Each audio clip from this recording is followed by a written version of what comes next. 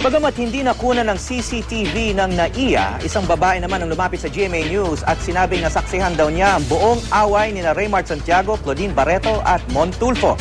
Ayon sa kanya, kitang-kita niya na si Mon Tulfo ang unang nanipa kay Claudine na pinagmulan daw ng gulo.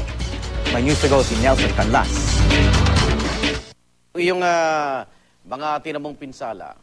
Nang mapanood sa unang balita ang pahayag ni Mon Tulfo na hindi siyang nagsimula ng gulo sa NAIA trick kundi ang kampo umano ng mag-asawang Raymart at Claudine Santiago. Agad kumontak sa GMA News ang itatago natin sa panghalang Ana. Sabi ni Ana, pasahero rin siya ng isa sa mga airline. Naroroon daw siya nang mangyari ang insidente at nasaksihan daw niya ang mga pangyayari. Tumanggi siyang magpakita ng mukha at isapubliko ang kanyang tunay na pangalan para mapanatili ang privacy ng kanyang pamilya. High profile daw kasi ang mga sangkot sa insidente. Pero kahit hindi raw siya sangkot sa kaso, hindi niya raw mapigilang hindi magsalita lalo't nakita niya ang mga pangyayari.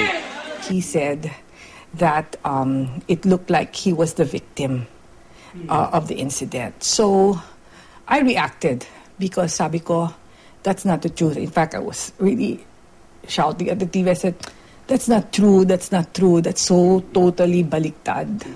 So ginawa ko, nag-Google ako sa iPad and tinignan ko kung paano makontak yung GMA News.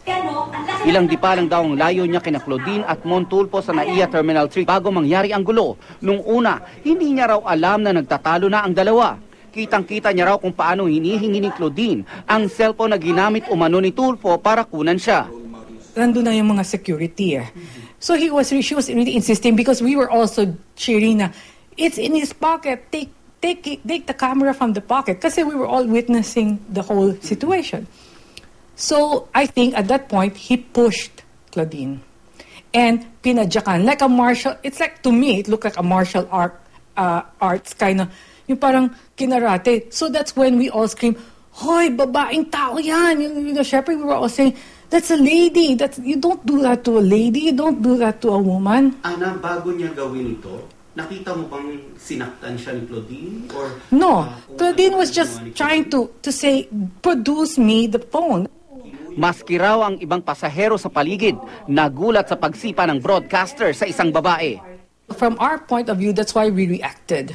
Because parang sinapok niya yung babae rather than just hold her, at least hold her arms na, wag mang, wag, or iba yun eh. That's why we reacted. A lot of us, and in fact, I wish I'm not the only one who can speak out like this because there's a lot of us who are watching. Ang nakikita raw na viral video kung saan kinuyog ng grupo ni Raymart si Tulfo ay second part na lang daw ng pangyayari. That part that you saw on the news, that's the second part. Yung video na kumakain. Yes. Because the first part was where it was really, how it all started and began. And to me, from what we looked at, Raymart was just defending his wife. Because after even if you're married, even if your girlfriend mo or kahit kapatid mo, nakita mo tinulak ng ganon, na talaga, shocked na talagang napaano si Claudine. That's why after that, Claudine was very upset. Panawagan ni Ana, sana raw ay lumutang pa ang ibang nakasaksi sa insidente. It's about time that we also stand up to, for our rights. That it's important na we be treated the right way. Hindi porke babae tayo, kayang-kayang sapukin tayo ng kung sino man, no? And kung sana, Mon Tulfo, kung nakikinig ka rin, sana mag-apologize ka kay Claudine. Nelson Canlas, GMA News.